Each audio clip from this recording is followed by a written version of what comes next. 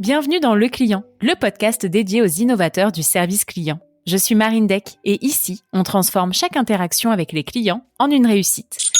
Découvrez des stratégies audacieuses et des astuces pratiques adaptées à tous, des grandes entreprises aux startups dynamiques. Ce podcast est votre guide pour faire de votre expérience client un avantage compétitif. Abonnez-vous et embarquez pour un voyage inspirant au cœur de l'expérience client.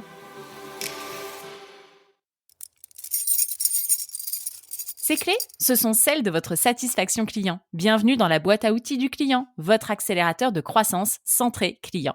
Un simple tour de clé vous donne accès à des ressources précieuses, des checklists pour améliorer l'expérience de vos clients, une compilation des meilleures pratiques tirées de nos épisodes de podcast et une formation complète pour augmenter votre chiffre d'affaires grâce à votre meilleur atout, vos clients.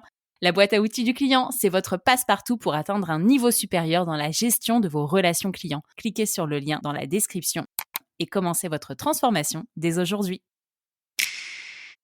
Bonjour à toutes et à tous, je suis en compagnie aujourd'hui de Cédric Blum. Bienvenue Cédric. Merci Marine, bonjour à toi, bonjour à tous les auditeurs et auditrices. Dis-moi Cédric, tu es directeur du support client chez Doctolib. Ça fait combien de temps que tu fais ça ? Ça fait maintenant 3 ans et demi que je suis directeur du support client chez Doctolib. Donc le support client, c'est les clients, les professionnels de santé, mais aussi les patients, donc toi et moi. Ok, ça marche. Mais finalement, les patients, ça représente pas beaucoup dans tes flux, c'est ce que tu me disais. Tout à fait. Donc mon équipe, c'est 80% pour les professionnels de santé et peut-être même un peu moins de 20%, 10% pour les patients. Donc en fait, au niveau des chiffres, ça donne à peu près un peu plus de 230 personnes pour les professionnels et 25 personnes pour les patients. Donc Okay. au niveau des flux, si tu veux, quelques idées, on reçoit un peu plus de 1200 contacts par jour pour les professionnels. Donc, et c'est 70% de voix, 20% par mail, le formulaire qui est sur la base sur l'application, et 10% via le chat. Et ben comme ça, on a un état des lieux rapide. Ça fait 1 minute 20 que l'enregistrement a commencé. On sait déjà tout, en fait. Donc on essaye le multicanal sur la voix. On préfère aussi le web callback, même si c'est du web callback immédiat, parce que comme ça, on est dans l'application et ça permet une pré-identification, ce qui est très important chez nous d'avoir toutes les données du professionnel pour mieux l'identifier, pour mieux sécuriser, et pour avoir aussi là où il en est dans son application et sa configuration quand il nous appelle pour savoir où est-ce qu'il en est dans son problème. En fait, souvent, c'est pour ça qu'il nous appelle malheureusement. Bien sûr. Et ça fait combien de temps que tu es chez Doctolib au total ?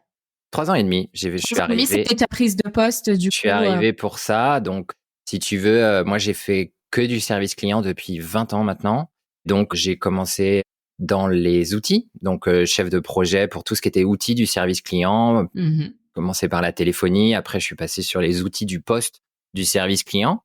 Donc, tout ce qui était CRM, briques de fidélisation. Et ensuite, j'ai migré depuis le côté outil vers le côté utilisateur et j'ai commencé le management des centres d'appel il y a maintenant 10 ans. C'était en 2010, 12 ans. Donc, avec Webhelp où je suis passé côté prestataire. J'ai fait de la prestation avec Webhelp pendant 5 ans. Et après, je suis passé directeur service client dans différentes boîtes, principalement des startups en Asie et puis maintenant en France. Tu trouves qu'il y a une différence du coup dans la façon dont tu gères la relation client dans des startups ? Ou Oui, c'est du bullshit ? C'est pas en fait, la différence entre les startups et les grandes boîtes, c'est que les startups, on fait souvent plusieurs projets en même temps, parce qu'on a un peu plus j'allais dire de ressources, ou tout du moins d'investissement.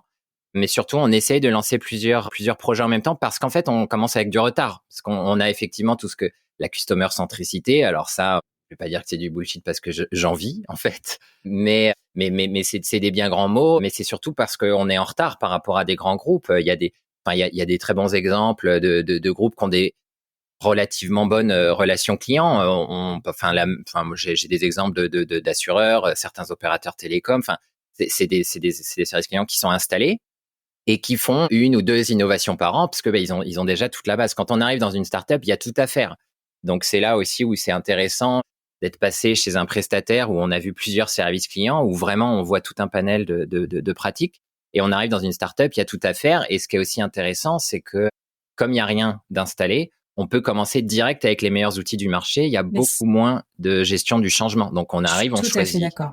Voilà, on choisit son outil de téléphonie, on choisit le dernier outil à la mode pour la base de connaissances. On n'a pas de migration de contenu, ce qui était, par exemple, moi, dans mes premières années chez SFR, c'était, on a migré le contenu d'une base de données. C'était, j'allais dire un calvaire, non, mais c'était un sacerdoce, quoi. C'est ok, oui, tu pars de zéro, mais en soi, tu pars d'une base propre, contrairement aux gros groupes qui, eux, ont quand même certains boulets à se traîner, tu vois. Donc, avantage, inconvénient. Il y a les deux, parce qu'avec le boulet vient l'expérience du boulet aussi. On sait pourquoi on l'a mis, on sait pourquoi on l'a choisi, on comprend beaucoup mieux les outils.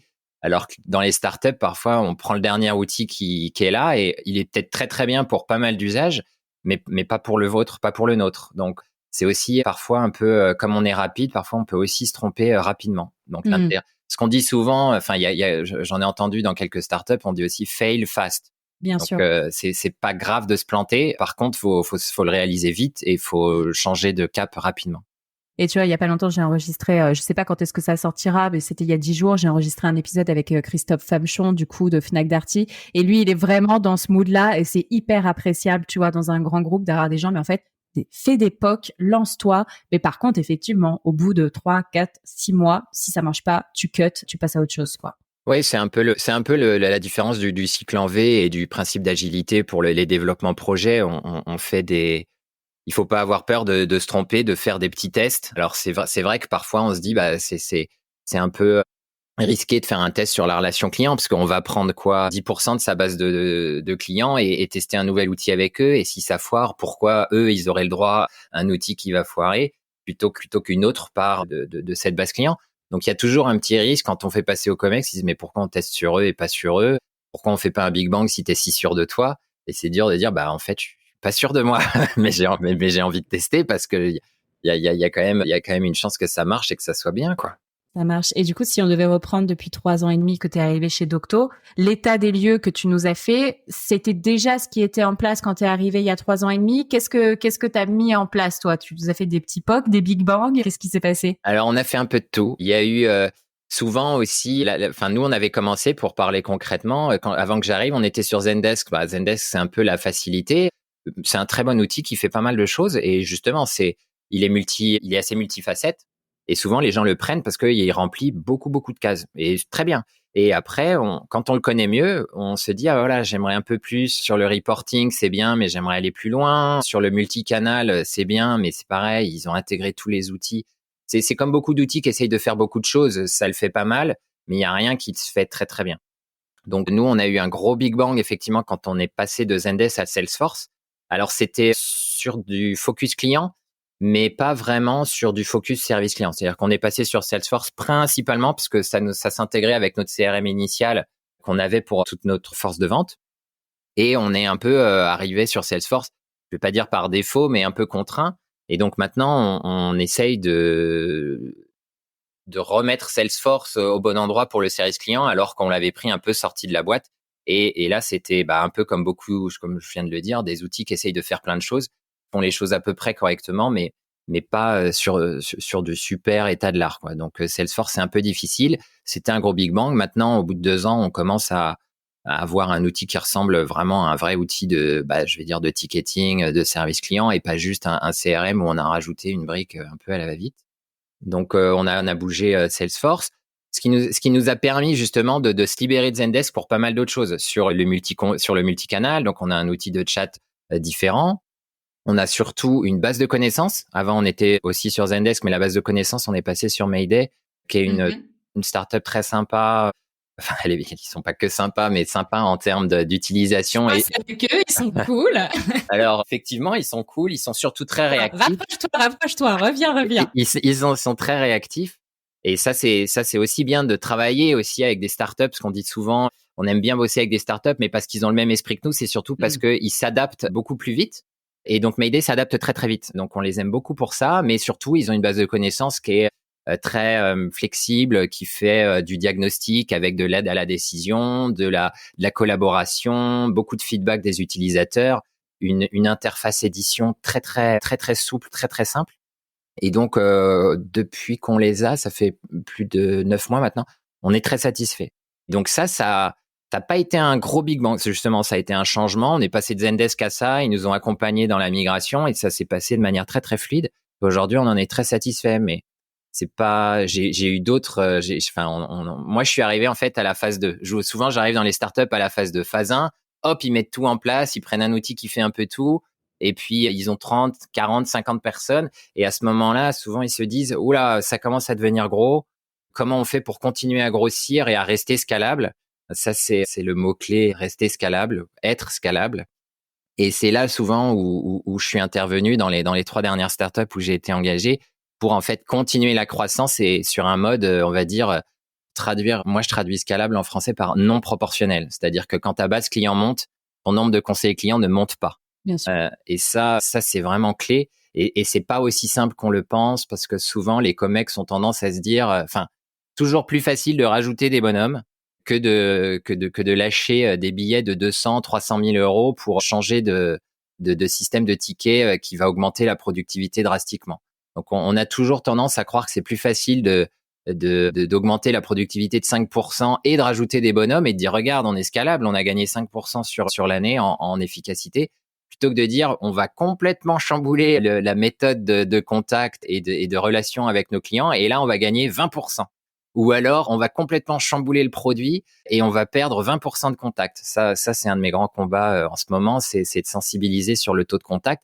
Parce qu'en fait, il est là, la clé de la scalabilité, c'est de travailler le taux de contact. Et ça, c'est en amont du service client. Donc souvent, c'est un sujet qui est discuté avec les directeurs service client, mais c'est malheureusement pas souvent eux qui ont les leviers d'action là-dessus. Ok, très clair. Eh ben, écoute, c'est un sacré message que tu passes et en même temps un beau challenge, quoi. Toujours, c'est effectivement un challenge permanent. Là d'ailleurs, ce qui est intéressant chez Doctolib, c'est que quelque chose que j'avais en tête, je vais pas dire que je militais, mais c'était toujours une idée un peu farfelue, où je disais souvent dans les boîtes où quand je râlais, parce que je râle souvent, c'est un peu ma passion. Je sais pas si c'est tous les directeurs service client qui ont cette passion, mais en tout cas, je l'ai trouvé souvent. Attends, on va se prendre des scuds là, laisse tomber. Comment ça, on râle? Je pense que c'est une caractéristique assez forte en fait, et certains n'osent pas l'avouer. Mais donc comme je râle souvent sur justement le taux de contact et le fait que le service client ne peut pas maîtriser on maîtrise le taux de contact toujours, on dit oui, vous pouvez maîtriser le taux de rappel, les gens qui appellent une fois, le once and done. Alors oui, mais en fait le problème c'est qu'ils appellent en fait initialement, c'est pour ça qu'il faut regarder, c'est ça qu'il faut analyser. Et moi, j'avais toujours dans l'idée que le service client serait mieux parce que le service client, soit on est un petit peu de côté, tout seul, soit on est rattaché souvent au département qu'on appelle opération, où il y a plein de gens, et donc toujours un membre du Comex un peu à part, qui a pas forcément hyper beaucoup de leviers. Et là, ce qui s'est passé chez Docto à l'instant, là, ça a été annoncé en juillet, c'est effectivement en septembre, c'est que le service client va être attaché au marketing. Donc c'est pas quelque chose qui est fait. Ça commence à se faire. J'en ai entendu parler déjà un petit peu l'année dernière et cette année un peu plus, où effectivement, justement, on parle d'expérience client et le marketing, c'est en fait l'expérience client. C'est l'expérience client pré-vente, c'est aussi l'expérience client un peu post-vente, on va dire public relations, communication, brand management. Et tout ça, c'est de l'expérience client. Donc c'est tout à fait cohérent de le rattacher avec le service client, on dit souvent du service client, c'est la voix du client. Si c'est la voix du client, le marketing, c'est l'image. Donc, tout à fait cohérent de mettre ça dans le même département, sous le même membre du Comex. Et là, c'est ce qui vient d'arriver chez Doctolib et je suis assez impatient de voir comment ça va se matérialiser, cette voix du client, justement, à travers notre membre du Comex qui arrive et qui va avoir, en fait, toutes les interactions avec le client. Ça sera elle qui chapeautera ça. Et donc, on pourra avoir une cohérence de discours, une cohérence de relations clients, relations au sens large et pas que support. Après, je pense que c'est profondément lié aussi au secteur d'activité. Tu vois, il y a des business dans lesquels, finalement, il vaut mieux que ça reste rattaché aux ops, de mon point de vue. Ça se discute. Tu penses à des business en particulier? Je sais pas, tu vois, moi, je me dis la livraison. Pour moi, je trouve ça parfaitement logique que ça soit pas rattaché aux ops.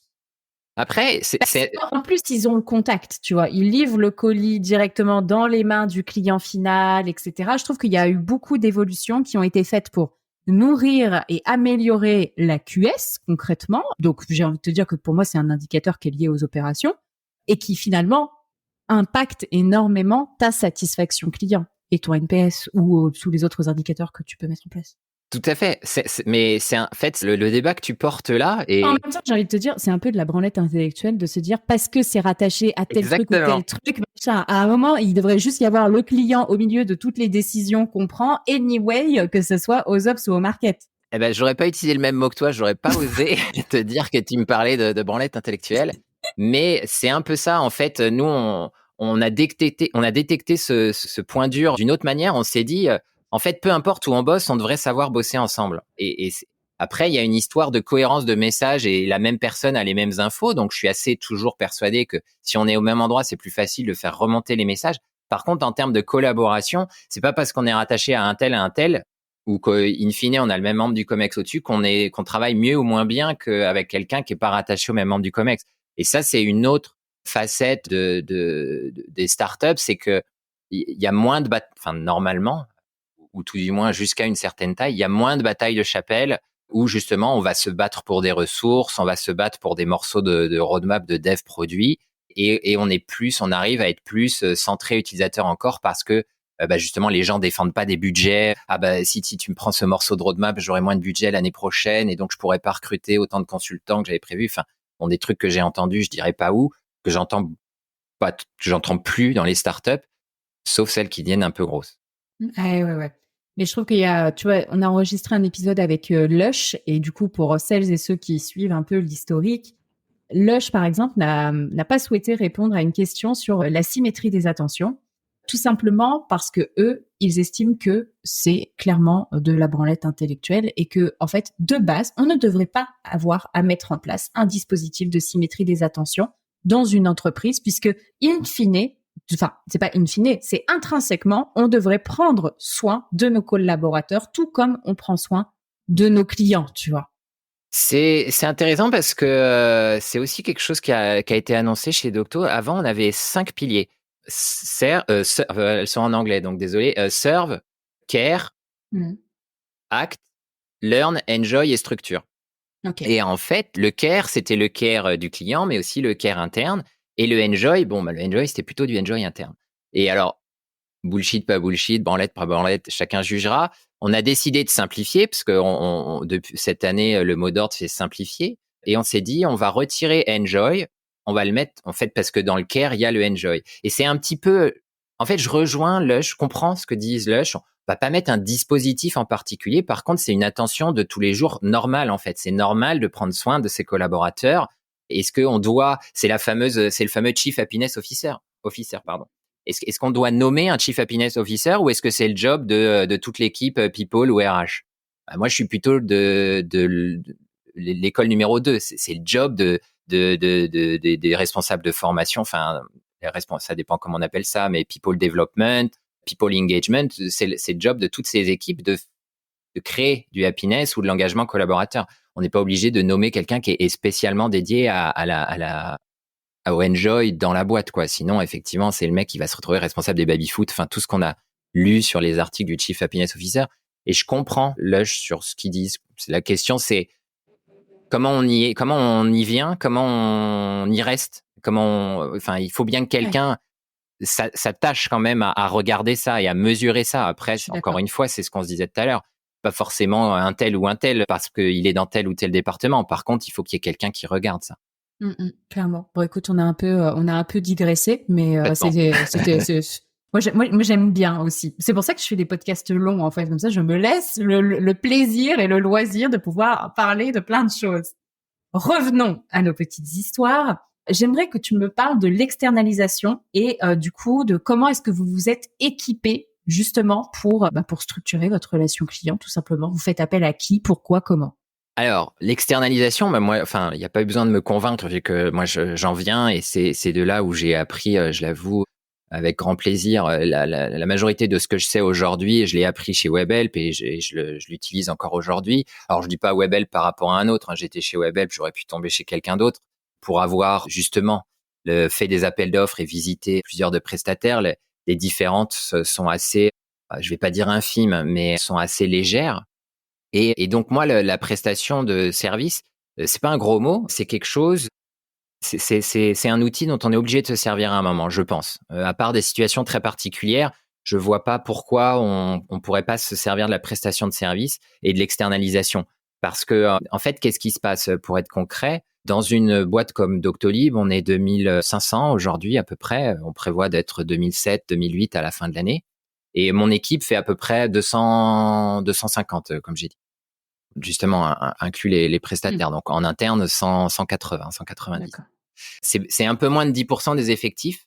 Et c'est assez particulier parce que c'est une population particulière. On peut se le dire, pareil, en toute transparence. Chez moi, c'est des étames, c'est des employés à qui on dit arrive à 8h, repart à 16h, prends ta pause déj à 13h. C'est une population qui se manage différemment des développeurs à qui on autorise le full remote, qui n'ont pas d'horaire de travail par définition et qui ont donc forcément une plus grosse autonomie et qui représentent les cadres représentent forcément une grosse partie de la boîte. C'est difficile d'avoir une politique RH, justement, comme on disait tout à l'heure, cohérente, quand on a 80%, 90% de la boîte qui sont des cadres, souvent des ingénieurs, donc des salaires plutôt élevés, et une partie de la boîte qui sont sur des salaires d'entrée de niveau. Forcément, c'est des jobs d'entrée, on le sait, on n'est pas payé beaucoup plus que le SMIC quand on est conseiller client, que ça soit en prestation ou chez Doctolib. Après, chez Doctolib, bien évidemment, il y a plein d'autres avantages. Mais c'est des jobs qui sont avec des managements plus différents et justement sur des gestions de carrière plus différents. C'est plus facile pour un ingénieur de passer, je sais pas moi, de la tech au produit, puis même au marketing, alors qu'un conseiller client, le faire évoluer dans une startup telle que Doctolib, c'est pas naturel, ça mérite beaucoup d'efforts. On va pas passer un conseiller client développeur 3 mois, puis il va pas passer au produit pareil, parce que malheureusement, il a pas le même parcours académique. Donc, il y a toute cette gestion de carrière qui est très, très séparée pour ces deux populations. Et comme la majorité de la population, ce n'est pas des étames, on bénéficie pas forcément des mêmes moyens, soyons clairs. Alors que chez le prestataire de service, déjà, on a une population qui est cohérente avec un management qui est cohérent et des parcours de carrière qui sont, on va dire, plus faciles, plus aisés à tracer et sur lesquels les prestataires peuvent investir. Donc, je dis pas que on fait des meilleures carrières quand on est conseiller client chez Webhelp ou chez Doctolib, mais tout du moins, Webhelp s'y attache beaucoup plus et y met beaucoup plus de moyens. Enfin, Webhelp ou n'importe quel autre prestataire, ça je juge pas. Donc il y a toute cette partie management des populations qui est intéressante à aller voir chez les prestataires, c'est leur spécialité. Et ça, c'est toute une partie qui est intéressante d'externaliser parce que moi, je peux le dire, j'ai pas envie de manager 500 personnes. On l'a vu, en fait, moi, j'ai été un peu traumatisé de ce qui s'est passé dans le monde des télécoms. J'y étais juste après les années en or. Donc, je suis arrivé sur le marché des telcos en 2003, un peu avant la grosse crise. C'était encore la fête. SFR, parce que j'étais chez eux, avait plein de centres internes. Et en une année, ils ont tout externalisé parce que justement, le management de toute cette population devenait très, très, très lourd et c'était pas le cœur de métier, en fait, de SFR. C'est aussi ça, c'est le cœur de métier d'une entreprise de faire telle ou telle chose. Et SFR, il y avait déjà une spin-off, donc une filiale qui était spécialisée, donc qui avait un CE à part. Enfin, on voyait bien que déjà, ils avaient séparé les deux métiers et c'était assez contraignant. Et au final, ils se sont dit, non, dans le PNL d'SFR, on va pas commencer à mettre un PNL dédié à la relation client. Donc, c'est plus intéressant de donner ça à des spécialistes. Donc, après, c'est une histoire de croyance économique. C'est une société fait ce qu'elle fait de mieux et elle se concentre là-dessus. Donc, et les prestataires, ce qu'ils font de mieux, c'est de la relation client. Donc, chacun sa spécialité et tout ce qui va avec. Donc, dans cette logique-là, moi, je me suis toujours dit, bien évidemment, je garde un service client interne avec la possibilité de traiter des nouveaux produits, d'être super dynamique, super agile sur des nouveaux produits qui sortent pour faire justement des POC, voir comment on pourrait industrialiser les process avant de les passer aux prestataires avec des process matures, des bases de code stables, des modules de formation clairs. Et on peut à ce moment-là externaliser. Donc, on a bien besoin d'un service client interne au début, puis aussi pour faire un peu le benchmark. Mais mon métier, c'est pas de gérer des énormes centres d'appel. On l'a vu à un moment, Doctolib, le service client était à Paris. Puis après, à Paris, ça devenait compliqué de recruter. On a ouvert à Nantes. Et puis à un moment, on s'est posé la question, on fait quoi? On ouvre encore un centre?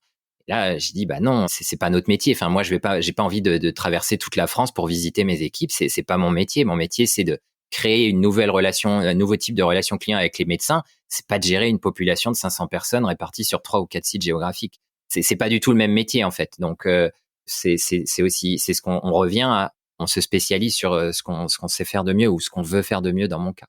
Et donc c'est là où c'était intéressant de faire entrer un prestataire pour entre guillemets être aussi un peu scalable en termes de ressources humaines. Bien sûr.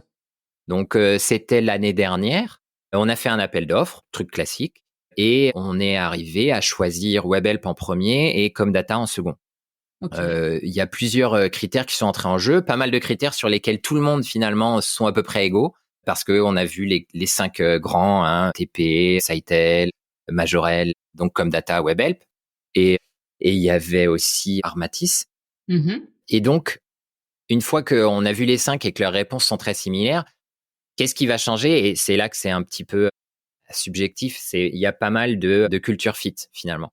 Donc parce que c'est des gens avec qui justement on veut une relation proche, parce que ils vont traiter nos clients, donc on veut leur faire confiance. Donc il faut qu'il y ait cette on va dire presque cette confiance a priori et pas juste confiance dans la méthodologie, puisque encore une fois les méthodologies elles sont toutes carrées. Ces grands groupes ils sont pas arrivés là par hasard, donc ils ont toutes des méthodos super carrés. Quand on voit les réponses, c'est hyper difficile de les départager. Donc souvent, on en vient à les départager sur du culture fit qui se juge, on va visiter le site et on va voir l'ambiance qu'il y a sur le site, comment se sentent justement les employés, on fait des interviews avec eux, on voit si eux, ils ont l'air contents justement, parce qu'on en parlait tout à l'heure, est-ce que ça fait 4, 5, 6 ans qu'ils sont sur ce site-là, est-ce qu'ils ont l'impression d'être contents dans leur travail, et c'est surtout ça qui va être important. Donc c'est très subjectif malheureusement, mais en même temps, on peut pas s'en passer. Donc pour moi, j'allais dire, c'est très subjectif, mais c'est très important quand même. Donc c'est plus, on choisit plus finalement un site qu'un prestataire. Et ça, je l'ai vécu aussi. On peut avoir un prestataire, 2 sites et des performances complètement différentes d'un site à l'autre. Donc il y a des prestataires qui te disent non, mais chez nous c'est la même méthode.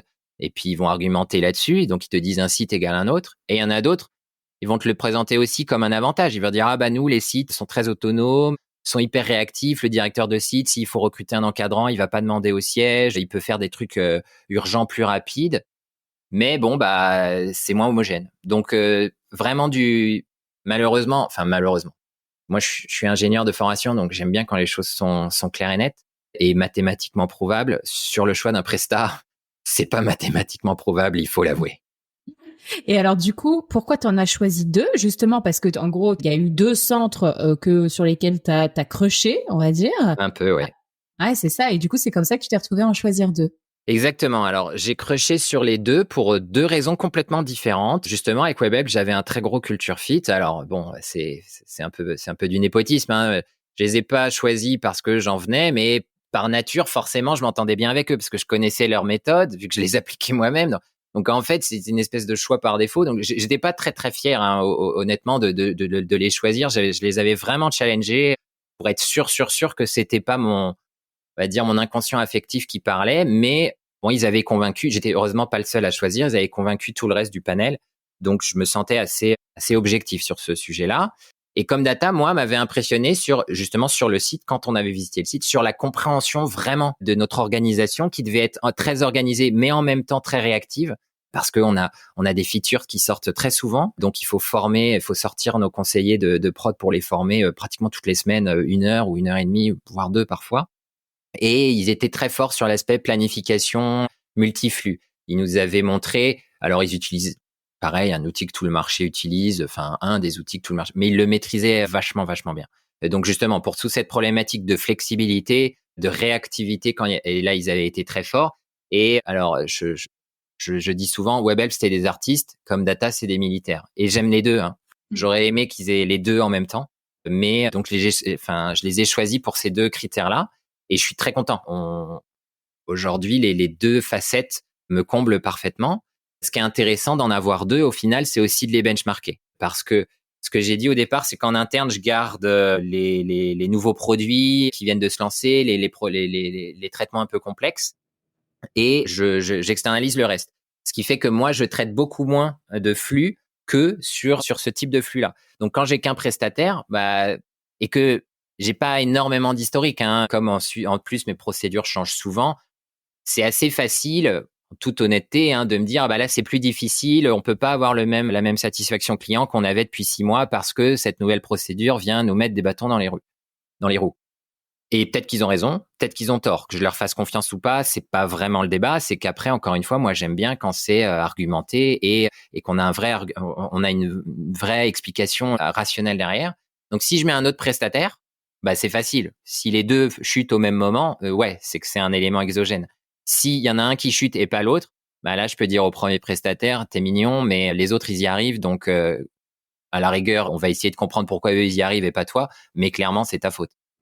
Ok, non, c'est hyper intéressant, je trouve, comme démarche et comme analyse. Top. Merci beaucoup, Cédric, pour ce feedback. J'aimerais juste rajouter, parce qu'en fait, j'ai beaucoup discuté avec une autre marque, avec Nespresso, parce que eux, ils avaient, c'était une marque de fabrique Nespresso d'avoir plusieurs prestats et justement de les benchmarker comme ça.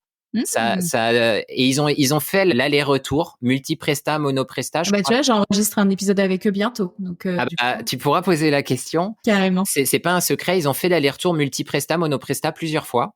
Okay. 2 fois, je crois. Pour plein de bonnes raisons, en fait. Et justement, j'en avais discuté avec eux avant de choisir mes prestats. Et eux, ils avaient par exemple, les bonnes raisons qu'ils avaient, eux, c'est qu'eux, ils ont plein d'activités différentes. C'est-à-dire qu'ils ont, je sais plus, une dizaine ou une douzaine de flux différents. Les clients VIP, les clients capsules, les clients machine à café, capsule premium, la vente, l'après-vente. Enfin, ils ont plein de flux différents. Et donc, ils avaient réparti ces flux sur plein de prestats. Donc, en fait, ils avaient un petit peu multiplié le travail parce que pour chaque prestat, la personne, elle faisait un copil capsule avec un site, puis un copil capsule avec l'autre prestat. Donc ça démultipliait, ça rendait l'affaire pas scalable du tout et très difficilement, en termes des process, c'était très difficile d'être homogène. Donc, en fait, ils m'ont dit, en fait, on préfère avoir un seul prestataire et plein de sites, mais au moins, on a un seul point de contact. Donc, ça a beaucoup simplifié leur travail en interne. Alors que moi, finalement, j'ai beaucoup moins de flux. Enfin, j'ai beaucoup moins de types de flux. Moi, j'ai un flux de support. Alors, à l'intérieur de ce flux de support, j'ai plusieurs produits, mais techniquement, la plupart des produits sont gérés pratiquement par les mêmes conseillers. Donc, c'est beaucoup plus simple pour moi. La personne qui gère Qu'est-ce que t'appelles un produit concrètement? T'as ton flux de support et à l'intérieur, t'as différents produits. J'essaie de faire le schéma là. Chez Doctolib, il y a 3 produits principaux. Ah, t'as le calendrier, la prise de rendez-vous, c'est ça en fait. Le calendrier, la téléconsultation et la gestion du cabinet. C'est ça, ok. Donc, mais ceux qui gèrent ceux qui gèrent le produit 1, donc le calendrier, on va dire que c'est l'entrée, c'est quand tu entres chez Docto, tu fais que ça. Ouais. Après, tu fais de la téléconsultation et après, tu fais de la gestion du cabinet. Et tu fais toujours un peu quand tu fais le produit 3, la gestion du cabinet, tu fais toujours un peu des autres. Donc finalement, c'est très simple. J'ai pas déconseillé pour telle ligne de produit et déconseillé pour telle ligne de produit et les trucs sont complètement hermétiques, contrairement à Nespresso où les trucs sont hermétiques. Donc moi, mon pilotage, il est très simple. C'est les process sont les mêmes partout, en interne ou chez le Presta 1 ou chez le Presta 2. C'est très facile à piloter. Donc je pourrais avoir 3 prestats, ça serait pas beaucoup plus compliqué. Ok, ça marche. Cédric, dis-moi, j'aimerais bien aussi qu'on parle, du coup, tu parlais des téléconseillers et qu'on parle de comment est-ce qu'ils évoluent en interne et qu'est-ce que tu as pu mettre en place en termes d'assessment pour les accompagner tout au long de leur carrière chez Docto.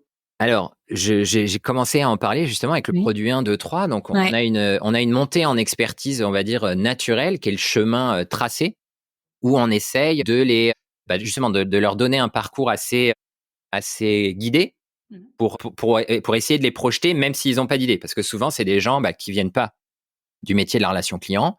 Et donc, ils savent pas vraiment quoi faire après. Et là, dernièrement, justement, avec le Covid, on a récupéré pas mal de gens qui viennent du tourisme. La relation client, entre guillemets, au sens propre, ils connaissent. Par contre, dans un centre d'appel, ils connaissent pas. Donc, on les monte en compétences sur les produits, donc en expertise sur les produits. Et après, on a aussi tracé des parcours. Si tu es un peu plus technique, on va t'envoyer un peu plus sur le support technique. Et si tu es un peu plus, on va dire, commercial, c'est pas vraiment le mot, mais un peu plus dans la relation avec le client, tu as un peu plus un profil d'account manager, on va t'envoyer un peu plus sur l'aspect gestion de compte. Et après, il y a ces 2 chemins d'expertise, on va dire, assez tracés, mais ça reste des chemins classiques. Donc, ce qu'on a essayé de faire aussi, c'est bien évidemment de faire de la promotion interne. Donc ça, c'est un grand dada des startups. Quand on recrute les gens, on leur dit « Ah ouais, mais si tu te débrouilles bien, dans 2 ans, t'es manager, c'est super ». Bon, moi, j'appelle ça une pyramide de Ponzi humaine. C'est-à-dire que Tu recrutes 10 conseillers, bah ouais, tu as un manager. Mais les 10 conseillers, enfin les 9 que tu as recrutés, bah eux, ils vont pas passer manager parce qu'il y en a un qui vient de passer manager. Par contre, tu recrutes une nouvelle vague de 10 conseillers, bah tu vas encore mettre un manager. Mais soit parmi les 10 que tu viens de recruter, soit parmi les 9 que tu as recrutés de la vague d'avant. Donc ouais, ça marche un certain temps. Et c'est là aussi où moi j'avais mis le haut là, on s'arrête à peu près à 150, 180 conseillers. Parce que sinon, oui, on pourrait toujours dire, oui, vous allez passer manager, mais à un moment, il faut que ça s'arrête parce que de toute façon, tu es obligé de recruter pour passer des managers, c'est sans fin. Donc, déjà, je suis très, très clair là-dessus en disant, on recrute plus, bien évidemment, depuis que je suis arrivé, les gens en disant, tu vas passer manager, ça c'est faux. Par contre, évidemment qu'il y en a qui vont passer manager, mais c'est très cadré comme parcours. Donc, chez Doctolib, depuis que je suis arrivé, on a mis en place une journée d'assessment. Alors, c'est une méthode que j'ai pas inventée et que j'ai pas créée. Enfin, je l'ai créée chez Docto, mais je l'ai pas inventée moi-même. Elle vient de mon parcours d'avant. Où en fait, sur une journée, on va tester les compétences des conseillers, où on va leur faire 5 exercices. Un exercice de groupe, une petite simulation, ils sont perdus sur la plage ou ils sont perdus en mer ou sur la lune ou n'importe quoi, ils ont une liste d'objets et ils doivent la prioriser individuellement et en groupe. Donc on voit un petit peu, ça lance la journée, c'est un peu drôle à regarder, puis on voit un peu comment ils interagissent les uns avec les autres. Après, il y a une interview, ils ont tous la même interview avec des interviews différents, mais sur à peu près le même panel de questions. Et pareil, c'est des questions très ciblées sur les compétences. Dans la même veine que ce qu'on fait dans les recrutements maintenant, où on arrête de dire racontez-moi votre parcours, on dit plutôt qu'est-ce que vous avez mis en place, par exemple, comme méthode de coaching dans votre précédent job. On est sur des questions très ciblées sur les compétences. Qu'est-ce qu'on a après l'interview? On a un exercice d'analyse, donc on leur donne des chiffres à analyser, puis on voit s'ils ont un peu l'esprit analytique, parce qu'aujourd'hui les team leaders, faut quand même qu'ils sachent manipuler des chiffres et qu'ils soient à l'aise, comme tu disais tout à l'heure, sur des chiffres de QS, sur des chiffres de délai de réponse. Et après, on a une simulation où on va lui filer un petit book avec une situation managériale qu'il va devoir gérer. Il va la préparer et après, pendant 20 minutes, on lui met un acteur en face de lui. Et il va devoir faire comme s'il était team leader. Donc, ce qui est intéressant sur cette journée, c'est qu'on est, comme on le dit, on est multi-compétences. Donc, on va juger plusieurs compétences selon l'exercice et aussi multi-évaluateur. C'est-à-dire que c'est un évaluateur qui va le regarder pour l'exercice de groupe, un autre pour l'interview. Donc, on essaye d'objectiver au maximum le jugement. Et à la fin de la journée, on va pouvoir lui dire, en fait, parmi ce qu'on a vu, sur telle et telle compétence, t'es OK, sur telle et telle compétence, t'es pas OK, donc, dommage, tu peux pas passer team leader. Par contre, il y en a d'autres, évidemment, on va leur dire, t'es favorable, t'as un avis favorable, donc la prochaine place de team leader, elle est pour toi. Donc, c'est quelque chose qui est très apprécié parce que justement, hyper objectif, mais aussi, pour ceux qui ratent, c'est justement très objectif et ça leur donne de la perspective en leur disant, faut que je travaille ça, faut que je travaille mon esprit synthétique ou faut que je travaille mon esprit analytique, ce genre de choses. Ou faut que j'apprenne, faut que je théorise mieux. Mais un des grands classiques, c'est les gens qui sont très bons. Alors moi, c'est un de mes grands favoris, le fameux t'es le meilleur vendeur, hop, tu passes team leader. Donc on sait bien que ça marche pas depuis longtemps ça. Et donc la difficulté pour ces gens-là souvent, et on le voit très bien dans cet exercice, c'est qu'ils arrivent et quand on leur dit c'est quoi pour toi la meilleure méthode de coacher quelqu'un, il va dire je me mets à côté, je lui partage mes bonnes pratiques. Non, les gens sont différents, il y a des situations différentes, il y en a qui ont des difficultés avec tel ou tel outil. Donc c'est des gens qui sont en fait naturellement doués pour leur métier et qui n'ont pas du tout théorisé comment ils en sont arrivés là. Et donc c'est très difficile pour eux de coacher d'autres personnes. Et donc souvent ils sont un peu déçus parce qu'ils sont très forts, mais ils n'ont pas du tout le profil de coach. C'est hyper intéressant, tu vois, du coup je me demande, est-ce que je serais une bonne coach ou pas? Je ne pense pas. Je te dirais, tiens, tu te démerdes, tu regardes sur YouTube un tuto et puis tu me rappelles quand t'as fini. Allez hop. Je ne passe pas. Non, je pense pas. Avec cette méthode, on pense pas. Après, ça dépend. Si tu m'expliques pourquoi cette personne, elle va être plus réceptive à un tuto YouTube qu'à une autre méthode, là, déjà, on rentre dans le fait que, bref, je vais pas faire un cours de coaching, c'est pas le sujet. Hyper intéressant. Cédric, est-ce qu'il y a un projet sur lequel tu t'es bien ramassé? Un projet de prestation, oui. Là, à l'instant, je peux l'avouer, on a changé de site pour la prestation des patients et on a de la difficulté sur changer de site opérationnel. Ouais, on est gardé avec le même prestataire, mais on a changé de site. Ok, oui. Donc on s'est dit on va aller sur un site qui est plus spécialisé dans la relation par écrit et on a des difficultés de productivité, par exemple, parce qu'on est allé trop vite. Ça, c'est un défaut. C'est le défaut des qualités, hein, pour utiliser un langage assez classique. On a voulu aller trop vite. On s'est dit, c'est le même prestataire, c'est facile. Hop, justement, comme un peu, vous vous démerdez. Et non. Est-ce que tu as fait ce choix-là en termes d'accompagnement de leur dire de se démerder, Cédric? Exactement. On peut se dire, non, mais ça, c'est une grosse erreur de ma part. J'ai été trop éloigné du sujet. Enfin, pas trop éloigné du sujet, mais trop confiant, vu que ça avait bien réussi au début. Et là, on patauge un peu. Bon, c'est pas catastrophique, mais on n'a pas l'habitude d'avoir pendant un mois des difficultés sur des KPI qui sont dans le vert depuis longtemps. Et donc, quand je réponds, c'est parce qu'on est allé trop vite. Là, les gens, au début, rigolent en disant ah. Et en fait, quand ils voient que je suis sérieux, non, ça arrive en fait. Même dans une startup, ça arrive d'aller trop vite, évidemment. Il y a un moment où on atteint une certaine maturité, aller vite devient moins important que être vraiment efficace. Bien sûr. Donc, bien sûr que j'ai le droit de me tromper, le droit à l'échec, et c'est pour tout le monde, hein, mais C'est pas un échec, c'est une Oui. erreur et c'est rattrapable. Ah oui, non, mais on est en train de la rattraper. Là, en plus, on a de la chance, il y a l'été. Mais ça, c'est effectivement une de mes récentes. Et quand je repense à la deuxième, qui était aussi une grosse erreur liée à la prestation, je suis en train de me dire, mais est-ce qu'il n'y a pas un pattern là? Parce qu'à chaque fois qu'on parle de prestation de service, j'ai pas mal de bonnes idées, mais je fais aussi des erreurs. C'était en Asie où quand j'avais 5 pays différents, puis très différents culturellement pour le coup, la Thaïlande, Vietnam, Indonésie, Malaisie, Philippines, et puis Singapour faisait 6. Je me suis dit, tiens, on va prendre le meilleur de chaque pays, je vais faire un appel d'offres par pays, et je vais prendre un prestataire par pays. J'ai fait un petit peu ce qu'on disait pour Nespresso, où j'ai fait du multi-presta.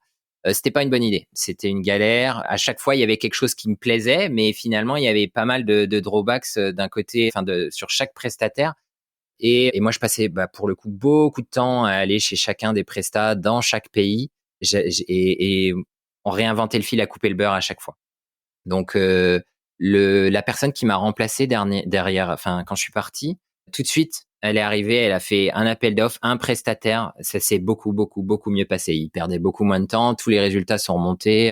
Il se trouve que c'était un ami, donc il m'a pas mal chambré, mais deux, j'ai pas mal appris parce qu'il m'a pas mal expliqué ce qui s'est passé. Et pour le coup, dans cette situation, c'était une mauvaise idée d'avoir voulu faire trop bien et d'avoir été dans le détail de chaque pays. C'était pas, surtout qu'on était encore une fois sur des flux très simples. C'était de l'e-commerce, donc il y avait pas 50 typologies différentes, un prestataire, un pilotage, une tête, ça lui a enlevé une tonne de soucis. Après, s'il y avait une réponse universelle, tu vois, sur ce type de sujet, ça se saurait et finalement, on reboucle un peu avec notre échange du départ sur le fait, de tester des choses, tu vois, quitte à se planter et puis rétro-pédaler, mais au moins t'as appris et c'est ça le plus intéressant. Ouais, ça c'est sûr. J'ai appris, mais c'était. En fait, j'ai surtout appris quand je suis parti, parce que sur le moment, jamais. C'est aussi ça, on peut se poser la question. Sur le moment, jamais je me serais posé la question. Bon, on refait un prestataire. C'est dur de se remettre en question sur des choix aussi stratégiques. Parce que tu croyais trop, il y avait peut-être trop d'affect dans ce que tu avais déployé et du coup, t'avais pas la prise de recul pour dire en fait non, on fait marche arrière, quoi. Ouais, je suis capable de dire ça aujourd'hui parce que c'est un pote qui est arrivé derrière, que je le connais et que je le respecte énormément. On a appris beaucoup ensemble et c'est lui qui m'a dit c'est une connerie. Et j'ai vraiment écouté. Donc déjà je le remercie parce que merci Benoît si tu m'écoutes, parce qu'il m'a permis d'évoluer, mais surtout il m'a permis de me faire prendre du recul à ce moment-là. Pas beaucoup de monde aurait pu me dire c'est une connerie et je les aurais cru. Et genre, ton manager, tu vois, à un moment, c'est pas lui qui est censé aussi avoir un peu la prise de recul pour te dire, écoute, peut-être que Cédric, c'était pas l'idée la plus lumineuse que tu aies eue au cours de ta carrière. Alors, il se trouve que mon manager a changé en même temps que moi à ce moment-là. Donc, lui, je me suis fait remplacer et mon N+1 s'est fait remplacer au même moment. Bon, écoute, voilà. Ciao, bye bye. Ouais. Très bien. Ce que je te propose, Cédric, c'est qu'on passe à la clôture de l'épisode, sauf si tu as quelque chose à ajouter, un point que tu voudrais aborder. Non, on a abordé beaucoup de mes sujets de prédilection. Je te remercie. Bon. Top. Alors, dis-moi, quelle est ta meilleure expérience client? Je les cite toujours, hein. Surtout que ça n'a pas changé et à chaque fois que je vais chez eux, je suis ravi, c'est Decathlon.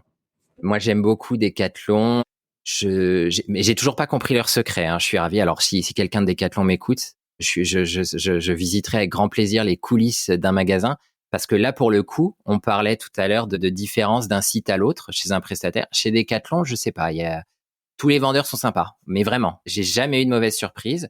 Donc déjà, en fait, on pourrait se dire, la meilleure expérience, c'est de jamais avoir de mauvaise surprise. Ça, c'est un grand classique. Moi, je dis beaucoup, la consistance, c'est en fait la meilleure des expériences. Si on est très content un jour et que le lendemain, on n'est pas très content, la moyenne est surtout tirée vers le bas. Alors que si on est relativement content tout le temps, la consistance, c'est de savoir que ça va toujours finalement marcher. Donc, je dérape totalement parce que je cite souvent Amazon. Alors, ils ont plein d'autres défauts. Je ne citerai pas, c'est pas le sujet du blog. Par contre, ce sur quoi on peut toujours compter avec Amazon, c'est que le problème va se régler. C'est clair. Et cette petite voix à l'intérieur de toi qui te dit, bon, au pire, ça va me prendre 2 mails. Mais bon, au bout de 2 mails, il y a une espèce de système d'alerte, de cascade, de je ne sais quoi, qui fait que ça va se régler. Et je suis rassuré. Résultat des courses, je commande chez eux, même si on sait que il y a plein de, voilà, Je suis d'accord. d'effets extérieurs. Et bien, chez Decathlon, c'est bien, mais c'est ça, mais c'est encore plus haut. C'est-à-dire que chez Decathlon, je m'attends pas forcément à un super service, mais à chaque fois, je suis servi avec le sourire. L'idée, là, c'était, j'avais acheté un legging pour parler exactement de l'expérience. J'avais coupé l'étiquette, tu sais, les étiquettes qui font 1 kilomètre de long, là, pour des normes, sans doute des respects des normes, et que tu peux pas garder parce que sinon, ça gratte. Où qu'elle soit cette étiquette. Et donc la première chose que j'ai faite quand je rentre de chez Decathlon, c'est que je coupe toutes les étiquettes. Et là, je m'étais trompé sur la taille, donc je l'enfile, je fais oups, il devait être mal étiqueté ou j'avais les yeux qui se sont croisés. Et je me dis mince, ça va être compliqué pour le retour. Mais bon, je tente ma chance, je vais à l'accueil. Ça a pas fait ni une ni deux. La personne, elle l'a pris, elle a dit vous avez coupé l'étiquette. Elle m'a regardé avec un demi sourire mais un demi clin d'œil en même temps. Je dis ouais, je suis désolé. On prend son air le plus contrit possible. Elle a, je sais même pas si elle a regardé si mon ticket de caisse, il y avait plus de 100 euros ou je sais pas quoi. C'est passé, hop, m'a dit, écoutez, allez en rechercher un, il y a pas de souci. Et cette fluidité, plus le demi-sourire, plus le fait qu'il m'accueille toujours dans les rayons qui sont toujours serviables. Je me souviens quand j'étais vendeur à la Fnac, la grande blague, c'était quand quelqu'un était perdu et venait demander il y avait le rayon micro-informatique et le rayon bouquin qui était juste à côté. Donc souvent on était à la frontière parce que il y a forcément des rayons à réorg à la frontière. Et il y a quelqu'un qui cherche un bouquin. Et là, on leur répondait. Alors j'étais peut-être pas le dernier, mais j'étais pas le premier non plus. À leur répondre plus ou moins gentiment. Non, moi je suis vendeur informatique, madame. Je m'occupe pas des trucs avec du papier là. C'est bon, voilà. C'est à la Fnac quand on filou. Non mais attends. Alors ça a peut-être changé depuis, mais il y avait toujours non, c'est pas moi, je peux pas vous aider, allez par là, essayez, le mec s'appelle Marcel, il est dans le coin là-bas, ou Virginie, on sait jamais. On connaissait même pas les noms des vendeurs de bouquins. Alors que chez Decathlon, ça n'arrive jamais, jamais, jamais. Donc le mec il connaît rien aux montres, soit il va galérer pour trouver quelqu'un qui connaît aux montres, soit il va essayer de sortir un bouquin, enfin ils vont toujours trouver une solution pour rendre service le plus rapidement possible. Donc j'adore vraiment. Ok, top. Quelle est ta pire expérience client? Alors, la pire, c'est souvent celle dont on se souvient au moment où tu poses la question. Donc, j'en ai peut-être eu des pires, mais en tout cas, celle qui est restée à la surface pour l'instant, c'est un constructeur auto. Et c'est une expérience, c'est pas un moment, c'est une expérience tout du long. Et c'est quelques petits mots qui sont assez désagréables. Et on voit que c'est des vendeurs de voitures, c'est pas vraiment autre chose. Il y a eu plusieurs aspects. On va acheter une nouvelle voiture. La première, c'est, on leur dit bien, on est un couple, on a besoin que d'une voiture parce que moi, j'utilise mon vélo pour aller au bureau. Et donc, à un moment, on parle, la discussion continue sur nos besoins et ainsi de suite. Et puis, la vendeuse lâche ah oui, puis les vélos, ils font chier sur les pistes cyclables. Là, je m'arrête complètement estomaqué. Il y a 10 minutes, je lui ai dit que j'avais un vélo. Qu'est-ce qui s'est passé dans sa tête? Et là, ma femme, hyper gênée, vraiment, elle aime pas ce genre de situation, rouge pivoine, qui la regarde avec des gros yeux, genre vraiment, ça se voyait. Moi, j'étais estomaqué, mais je restais neutre. Ma femme lui a donné des gros signaux, t'as dit une connerie. Donc là, elle s'arrête, elle fait, ah oui, non, mais je voulais pas dire ça. Non, mais vous savez, parfois, donc elle sort les rames. Bon, premier échec. Ensuite, on va regarder ma voiture, qui était une voiture allemande. Et elle me dit, oh là, elle est vieille, pas sûr qu'on en tire beaucoup. Je dirais entre 1000 et 1500. Elle prend les photos. Alors ça, c'était très bien. Elle prend les photos. Un quart d'heure après, le centre lui répond et lui dit, voilà l'estimation, 3800 €. La voiture a 10 ans. Et là, elle fait, waouh, elle est vachement bien cotée, votre voiture. Je dis, oui, c'est la qualité allemande. C'était pas vraiment une pique, c'est connu, voilà, quoi. C'était un modèle qui est connu pour être robuste et tout. Il dit, ah oui, mais vous savez, maintenant, ça, c'est faux, hein. La marque, qui était une marque française. Nous aussi, on fait des voitures robustes maintenant. Je dis, ok, très bien. Un mois plus tard, avec ma bagnole en leasing, j'étais de retour au garage parce que j'avais un injecteur qui avait pété. Et là, la réponse qu'ils me font, c'est « Ah, mais c'est hyper rare !» Je m'en fous que ça soit hyper rare, ça m'est arrivé. En fait, que ça soit hyper rare, si ça m'arrive, c'est chiant, quoi. Donc, la fameuse qualité de fabrication, on peut s'asseoir dessus. Et la blague, c'est que là, il y a 3 mois, donc, pardon, il y a quelques jours, donc 3 mois après le premier injecteur qui a déjà pété, la pièce a repété. Donc, ils m'ont redit « Ah oui, c'est hyper rare. Oui, vous me l'aviez déjà dit il y a 3 mois. » Donc, j'ai pas encore fini l'expérience parce que je t'ai dit, c'était toute une expérience. J'appelle le service client, je lui dis, ah ouais, ma garantie, là, qui s'arrête à 40 000 kilomètres, elle s'arrête un peu avant le leasing parce que je roule un peu plus que prévu. Qu'est-ce qu'on peut faire? J'étais même prêt à payer, hein. J'étais pas en train de négocier un geste co, mais je voulais un peu tester aussi. Réponse, le texte. Littéralement, elle m'a cité un texte.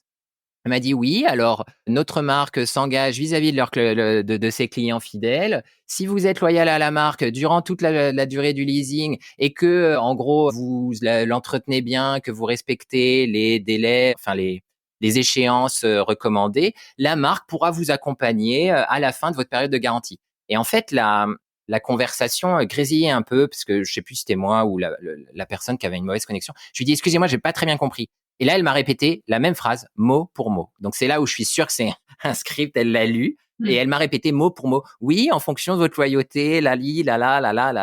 Donc, en gros, tu attends la fin de ton leasing, tu nous appelles à ce moment-là et peut-être on aura la gentillesse et la bienveillance et la bonté de nous excuser pour la récurrence de tes pannes qui sont soi-disant super rares, mais que tu as déjà eu 2 fois en 6 mois. Donc voilà, comme j'ai dit, j'aime bien râler, donc je suis plus verbal et loquace sur la mauvaise expérience que sur la bonne. Mais tu sais, je me demande s'il y avait des phénomènes d'enchaînement où généralement quand ça commence à merder, me dis pas ça, ma voiture a 9 mois. Continue. Excuse-moi, écoute. Non, t'inquiète, ça va s'arranger. Non, mais après, je le sais. C'est peut-être à force de râler, tu vois, c'est la loi de l'attraction aussi. Ah, peut-être, tu vois. Hein. Mais bon, la bonne nouvelle, c'est comme c'est une voiture en leasing, moi, après, je suis très ravi de leur poser, leur dire, hey, elle a encore une panne. Là, je leur laisse les clés, je me casse, il n'y a rien à payer. Et puis, ils mangent leur contrat, quoi. Ouais, c'est clair. Et alors, Cédric, on va finir sur une note positive. Oui, s'il te plaît. Est-ce que tu aimerais entendre parler de relations clients sur le podcast, s'il te plaît? Justement, après les avoir cités énormément, est-ce que tu as déjà interviewé des gens de Decathlon? Non, je crois que je leur ai déjà demandé, mais je sais pas s'ils m'ont répondu. J'ai une amie qui vient de passer de Docto à Decathlon. Ah, top. Je peux peut-être essayer de faire quelque chose parce que justement, j'aimerais bien connaître leurs secrets. Ils sont pas hyper loquaces, on les entend pas. C'est peut-être pour ça, tu vois. Sinon, ils ont peut-être des secrets. Faut peut-être prendre quelqu'un qui s'est fait tège, tu vois. Là, ils sont plus loquaces, généralement. Ouais, mais on sait jamais. Voilà, leur objectivité reste à supposer. Donc non, moi, évidemment, je suis très attiré par leur. Mais sinon, dans l'hôtellerie, je dis souvent que l'hôtellerie, c'est un peu le paroxysme, je sais pas si j'utilise bien le mot, de la relation client. Parce qu'on fait dormir les gens chez soi, on peut pas faire plus intime comme relation client. Et moi, il y a certains hôtels qui payent pas de mine et j'adore y aller. Quand je voyageais beaucoup avant, j'allais toujours dans des hôtels pas forcément les plus chers ou enfin pas forcément top du budget qu'on m'accordait, mais parce que j'avais une relation avec les gens, enfin les petites attentions habituelles, la femme de ménage qui fait des figures avec les serviettes qu'elle pose sur ton lit. Donc moi j'avais des oiseaux, ce genre de truc. Et puis après il y avait tout une mode qui était ça où toi tu refais avant de partir, tu fais un autre animal et quand elle revient, elle fait un animal à côté et donc tu discutes avec ta femme de ménage par figure interposée de tes serviettes de bain. Donc ça c'est le genre de truc un peu incroyable et qui te fait forcément revenir indéfiniment dans ce genre d'hôtel. Et je trouve que voilà, c'est malheureusement le milieu d'hôtellerie est très fermé pour être directeur d'hôtel. Enfin moi je serais jamais directeur d'hôtel ou alors faudrait que je m'achète mon hôtel. Et c'est pas dans mes projets aujourd'hui. Mais c'est quelque chose que j'aimerais bien tester parce que je trouve vraiment que c'est la relation client la plus pure. Donc, si tu trouves quelqu'un de chez Marriott ou d'une grosse marque d'hôtellerie, mais c'est vrai que c'est pareil, ils sont assez opaques, tu vois. Il y a peut-être un pattern là aussi. Hein. Les gens qui sont opaques, enfin ceux qui ont les meilleurs services clients sont opaques. Ils veulent pas nous donner leur secret sauce en fait. C'est poser des questions sur moi qui vient de discuter pendant 1 heure et de tout déballer. Non, mais ouais, je sais pas d'où ça vient ce phénomène, ou peut-être qu'ils en ont rien à carrer de ce que je veux leur proposer. Bref, je digresse total, mais Non, je pense que ça se trouve. Après, en même temps, c'est dans une situation un peu complexe. Ah bah dernièrement, oui. C'est pas facile, c'est toujours pas très facile aujourd'hui. Après, je peux te trouver des spots hyper sympas, moi, sur la Côte d'Azur, hein. Il y a des trucs vraiment, vraiment pas mal. C'est pas des chaînes, c'est des privés qui se sont achetés des petits hôtels, mais c'est plutôt chouette. Bah, ils peuvent parler de leur relation client aussi, hein. On n'est pas obligé d'être une grande marque pour parler de relation C'est client. sûr. Ouais, c'est sûr. Et puis après, ça dépend de ton système d'organisation, en fait, parce que t'as beau t'appeler Marriott, c'est qui possède après et qui gère individuellement chacun des hôtels, etc. C'est quoi le modèle le modèle d'organisation et le modèle économique forcément qui s'en suivent pour diffuser la culture client et uniformiser les process, quoi. Ah, et ça, c'est hyper important. Mais justement, j'avais entendu le directeur Asie-Pacifique de Marriott, et on retrouvait bien dans ses paroles l'esprit particulier qu'on retrouvait dans les Marriott. Donc justement, lui, il avait réussi ce fameux challenge de ne pas forcément tout déléguer aux autres. On peut le retrouver chez Château Forme aussi. Je sais pas si tu connais. Ouais. C'est aussi une espèce d'hôtellerie, et il y a une culture globale, mais aussi une autonomie locale. Et il y a toute une culture de comment faire en sorte que l'expérience soit toujours parfaite et renouvelée. Mais bon, enfin, vraiment, l'hôtellerie, au niveau de la relation client, c'est hyper intéressant. Ouais. Faut que je creuse, que je refasse une salve là-dessus. Merci Cédric de rajouter du grain à mon moulin, tu vois, et surtout de rajouter des lignes à ma to-do. Ah là là. Top. Eh ben écoute, merci beaucoup Cédric pour ce moment. C'était super agréable de pouvoir discuter avec toi et en découvrir plus sur toi et sur Doctolib évidemment. Et franchement, j'ai passé un super moment. Merci à toi, merci du moment. Hop. Et voilà les amis, merci d'avoir écouté l'épisode. Si il vous a plu et que vous avez quelques secondes, je vous propose de partager ce que vous avez retenu de l'épisode sur vos réseaux sociaux, mais vous avez aussi la possibilité de nous noter 5 étoiles sur Apple Podcast. Le fait de mettre ces 5 étoiles et un commentaire, ça va booster l'algorithme. Et pour finir, je vous rappelle que si la boîte à outils du client existe, c'est parce que c'est le produit dérivé du podcast et c'est ce qui nous sert à financer la création du podcast, puisque vous l'avez probablement vu, le podcast n'est plus sponsorisé. Donc c'est la source de financement principale et c'est aussi bien évidemment un formidable outil à utiliser au quotidien. Je vous souhaite une très belle journée et je vous dis à très vite pour un nouvel épisode.